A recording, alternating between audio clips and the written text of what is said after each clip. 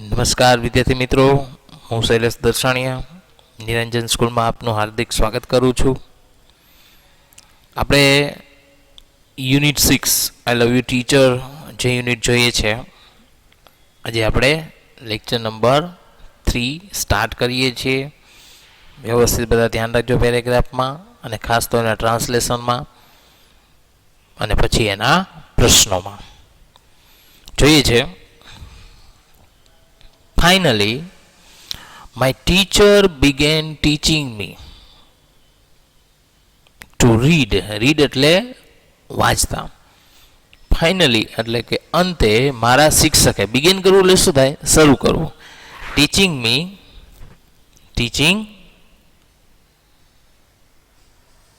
Finally my teacher began teaching me to read. અંતે મારા શિક્ષકે છે મને વાંચતા શીખવાડવાની શરૂઆત કરી. હવે કયો વારો હતો? વાંચવાનો.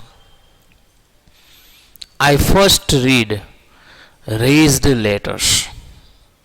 રેઝ લેટર્સ એટલે ખબર, ઉપસાવેલા જે અક્ષર આવે એને શું કહેવાય? Raise letter. ઉપસાવેલા જે અક્ષર હોય ને, ખાલી હાથ અડાડો ને ત્યાં ખબર પડે એ શું લખ્યું છે, એને રેઝ લેટર્સ કહેવાય. આઈ ફર્સ્ટ રીડ રેઝ લેટર્સ, કે મેં પેલા ઉપસાવેલા અક્ષર વાંચ્યા. And later on read with Braille, અને પછી મેં બ્રેલ વાંચ્યું. આ બ્રેલ લિપિ શું છે ખબર છે? ટપકાવાળી જે પદ્ધતિ આવે ને, જે આંધળા લોકો માટે ખાસ હોય છે, જે તમારા ટેક્સ્ટબુકમાં પણ આપેલી છે, એને બ્રેલ લિપિ કહેવાય. બરાબર. એ સ્પેશિયલી જે વ્યક્તિ જોઈ શકતા ન હોય એ લોકો માટે હોય છે. I learn to write with both, કે હું લખતા શીખી વિથ બોથ ઓર્ડિનરી એટલે કે સામાન્ય, જે આપણે સામાન્ય જે લખીએ છીએ, as well as Braille typewriter, કે હું સામાન્ય તેમજ બ્રેલ ટાઈપરાઇટરમાં લખતા શીખી. હવે લખવાને એને બે રીતે શીખે છે. બ્રેલ ટાઈપરાઇટર આવે છે અને સામાન્ય પણ. I was well on my path, હું મારા રસ્તામાં ખૂબ સારી રીતે આગળ વધતી હતી. To become as a well educated person. Educated એટલે શિક્ષિત, કે હું એક શિક્ષિત વ્યક્તિ બનવાના રસ્તામાં ખૂબ જ આગળ વધી રહી હતી. I was provided all the possible opportunity. Provided એટલે પૂરું પાડવામાં આવે. All the possible એટલે શું થાય? શક્ય. ઓપોર્ચ્યુનિટીઝનો મિનિંગ શું થાય? તકો. કે મને શક્ય તેટલી તકો પૂરી પાડવામાં આવી હતી. To develop my abilities. Develop કરવું એટલે વિકસાવવું, અને એબિલિટી એટલે ક્ષમતા, કે મારી ક્ષમતાના વિકાસ માટે મને શક્ય હોય તેટલી તકો પૂરી પાડવામાં આવી હતી. And I made the maximum use of them, અને મેં તેનો વધુમાં વધુ ઉપયોગ કર્યો હતો. આઈ ડેવલપ ગ્રેટ કોન્ફિડન્સ, મેં મારો આત્મવિશ્વાસ વધાર્યો હતો. And I even visited the president એટલે રાષ્ટ્રપતિ, ક્લેવલેન્ડ, એનું નામ શું હતું? ક્લેવલેન્ડ, એટ ધ વ્હાઇટ હાઉસ, કે મેં વ્હાઇટ હાઉસમાં પ્રેસિડેન્ટ ક્લેવલેન્ડની પણ મુલાકાત લીધી હતી. વિચાર કરો, એને રાષ્ટ્રપતિએ પણ એને આમંત્રણ આપ્યું હતું. તો કંઈ જેવા તેવા વ્યક્તિ તો હતા નહીં. એના પછીનો પ્રશ્ન છે પહેલો, હેલન ફર્સ્ટ રીડ, પહેલાં શું વાંચ્યું એને? તો કે Helen first read raised letters, પહેલાં એને રેઝ લેટર્સ વાંચ્યા.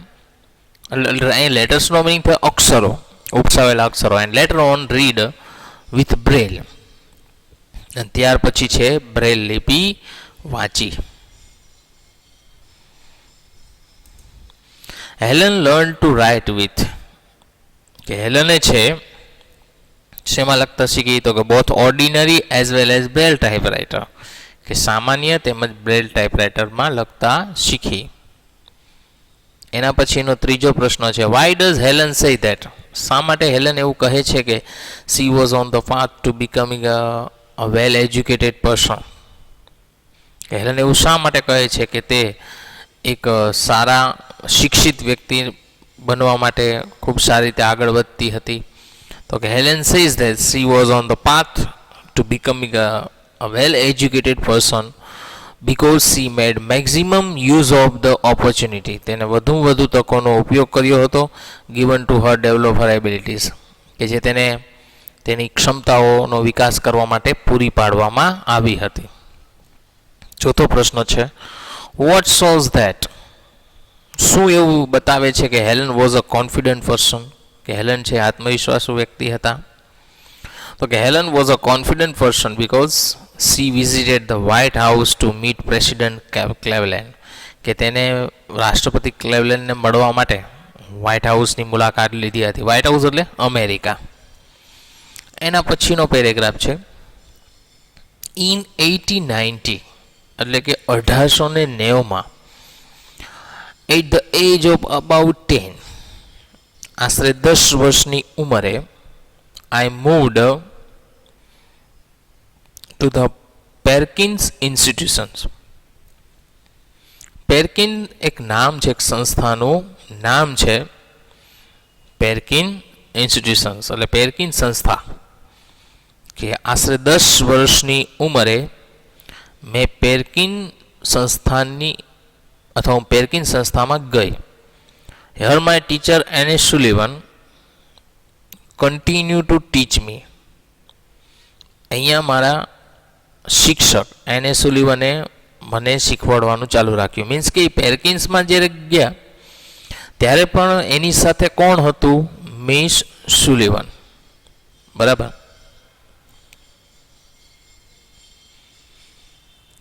આઈ could make friends with other blind children here. Other blind children એટલે કે બીજા આંધળા બાળકોને. I could make friends with other blind children here. કે હું અહીંયા બીજા આંધળા બાળકોને મિત્ર બનાવી શકી. My loneliness began to disappear. લોનલીનેસનો મિનિંગ શું થાય? એકલતા. began to disappear. disappear થઈ જવું એટલે અદૃશ્ય થઈ જવું. કે મારી એકલતા અદૃશ્ય થવા લાગી. એકલતા અદૃશ્ય થઈ ગઈ એટલે એને જેવા બીજા એના મિત્રો એને ત્યાં મળી ગયા એટલે એની ધીમે ધીમે જે એકલતા છે એ પણ શું થઈ ગઈ? અદૃશ્ય થઈ ગઈ.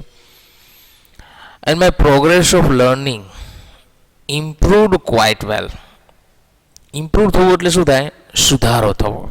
ક્વાઇટ વેલ એટલે ખૂબ જ સારો સુધારો થયો અને મારી શીખવાની પદ્ધતિમાં પણ સારો સુધારો થયો હતો. I learned Latin, German and arithmetic. કે હું લેટિન એક ભાષા છે, જર્મન એટલે જર્મન એક ભાષા છે, એન્ડ એરિથમેટિક એટલે કે અંકગણિત. કે હું લેટિન, જર્મન અને અંકગણિત શીખી. એના ઉપરથી પ્રશ્ન છે પહેલો, where did Helen move to in 1819? કે હેલનને 1890માં ક્યાં લઈ જવામાં આવી? How old was she? તે કેટલા વર્ષના હતા? તો કે ઇન 1890 1890માં એટ ધ એજ ઓફ 10, અહીંયા 10 છે, થોડીક સ્પેલિંગ મિસ્ટેક છે, કે 10 વર્ષની ઉંમરે Helen moved to the Perkin institutions. હેલનને છે પેરકિન સંસ્થામાં લઈ જવામાં આવ્યા હતા. બીજો પ્રશ્ન છે, why did Helen loneliness disappear? કે શા માટે હેલનની એકલતા અદૃશ્ય થવા લાગી? તો કે હેલન્સ લોનલીનેસ ડિસઅપિયર્ડ. હેલનની એકલતા અદૃશ્ય થઈ ગઈ બીકોઝ કારણ કે she could make friends with other blind children in Perkin institutions. કે તે પેરકિન સંસ્થામાં બીજા આંધળા બાળકોને મિત્ર બનાવી શકી. What did Helen learn at the Perkin institutions? કે હેલન છે પેરકિન સંસ્થામાં શું શીખ્યા હતા? Helen learned Latin, German and arithmetic at the Perkin institutions. કે હેલન છે પેરકિન સંસ્થામાં છે લેટિન, જર્મન અને અંકગણિત શીખ્યા હતા. એના પછીનો પેરેગ્રાફ છે. In 1896 1896માં I moved on to the Cambridge School for Young Ladies and Massachusetts. મસ્ક્યુસેટ્સનું એક શહેર છે મસ્ક્યુસેટ્સ અમેરિકાનું. કે I moved on to the Cambridge school for young ladies એટલે કે યુવાન સ્ત્રીઓ માટે. કે 1896માં મસ્ક્યુસેટ્સમાં યુવાન સ્ત્રીઓ માટેની કેમ્બ્રિજ સ્કૂલમાં મને લઈ જવા હું ગઈ. This was really a great achievement. Great achievement, અચીવમેન્ટનું મિનિંગ શું થાય? સિદ્ધિ. ફોર લેડી લાઈક મી, કે તે મારા જેવી સ્ત્રી માટે એક મહાન સિદ્ધિ હતી. વુ વોઝ બ્લાઇન્ડ, કે જે આંધળી હતી, ડેફ બહેરી હતી, and could barely produce sound for communication. Barely એટલે માંડ માંડ, પ્રોડ્યુસ કરવું એટલે ઉત્પન્ન કરવું, સાઉન્ડ એટલે અવાજ, ફોર કોમ્યુનિકેશન એટલે વાતચીત, કે જે વાતચીત માટે માંડ માંડ અવાજ કાઢી શકતી હતી. I began writing poems and stories. કે મેં કવિતાઓ અને વાર્તાઓ લખવાની શરૂ કરી. Shortly before my examination, કે મારી પરીક્ષા પહેલાં જ I lost my father. મેં મારા પિતાજીને ગુમાવી દીધા. Although emotionally disturbed, કે મને ઇમોશનલી એટલે શું થાય? લાગણી છે. ડિસ્ટર્બ થવું એટલે ખલેલ પહોંચે.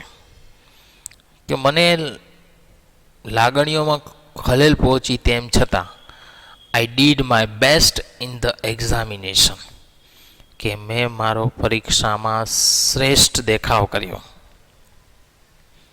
અથવા શ્રેષ્ઠ કાર્ય કર્યું. વિચાર કરો, એના પપ્પાનું અવસાન થઈ જાય છે તેમ છતાં પોતે સારો દેખાવ કરે છે.